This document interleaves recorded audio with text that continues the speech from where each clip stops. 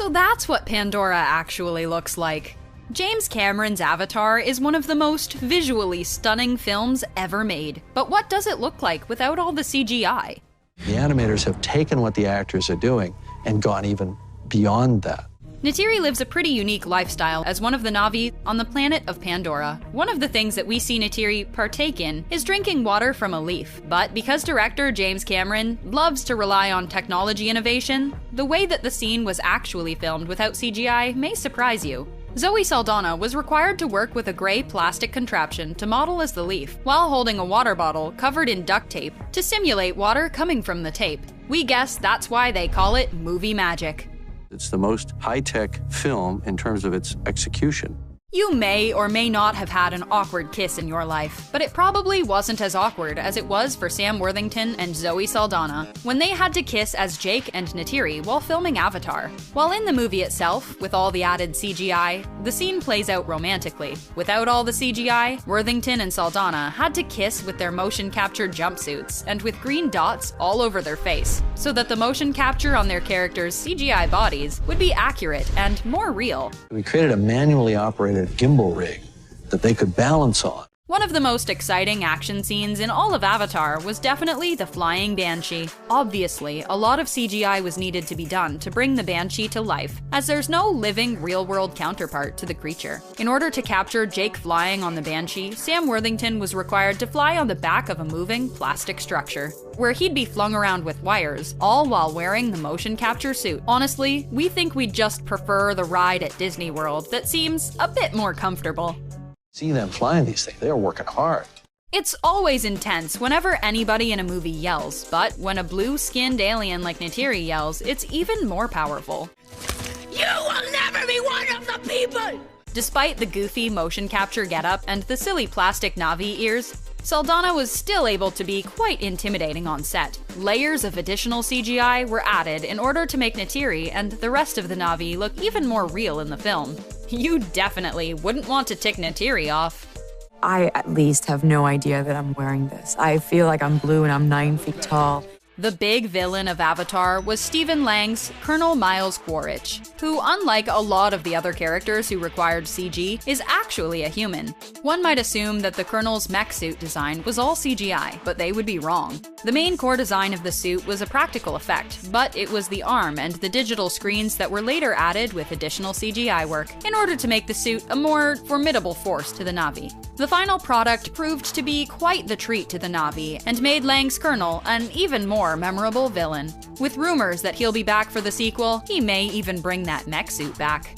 Oh yeah, who's bad? That's right. One of the first dangerous creatures that Jake encounters in the jungles of Pandora is the fierce Thanator. While the Thanator is quite intimidating on screen, the creature wasn't much to look at before the CGI was added. In fact, before the CGI was added, standing in for the Thanator was a red tennis ball on a long gray stick held by a crew member. In order for the actors to go on cue, the crew member holding the Thanator's stand-in would lunge at them. Life on Pandora would likely be much easier if all the Na'vi had to worry about was a tennis ball on a stick. Cameron has a knack for working with actors and actresses he's worked with before, so of course, one of the actresses he brought with him to Avatar was his alien star, Sigourney Weaver. Weaver plays Grace in the film and doesn't just play the character in human form, but also as a Na'vi. While even in her Na'vi form, Grace typically wears human clothes. Behind the scenes, Weaver had to still wear a motion capture suit to convincingly play Grace's Na'vi avatar. From Alien to Ghostbusters, Sigourney Weaver has clearly made her mark in the sci-fi genre.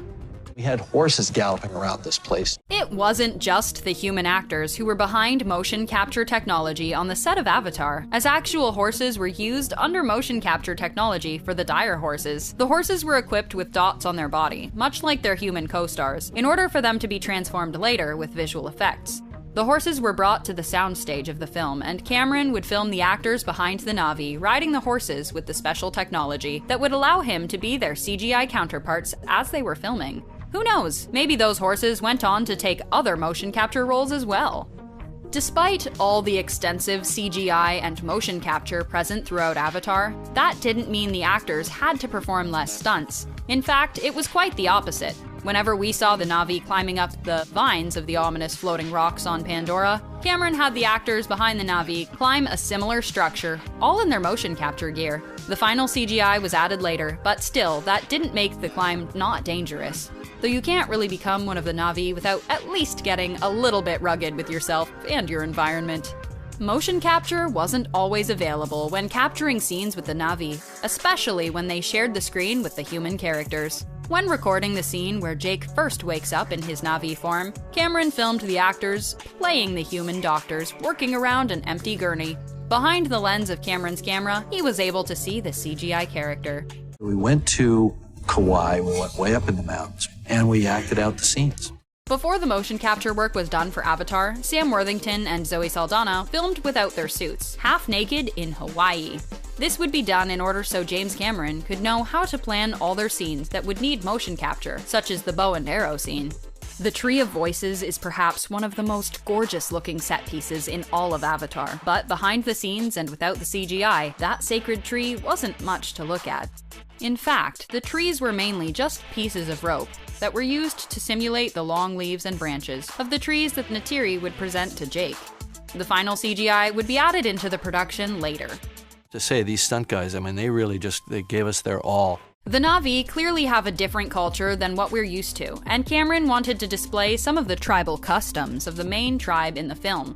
The group of 4 actors may not have had the biggest roles in the film, but that didn't mean their work wasn't difficult. These actors ultimately had to memorize a tribal dance of the Na'vi in all their motion capture suits. Now that's true commitment to the craft.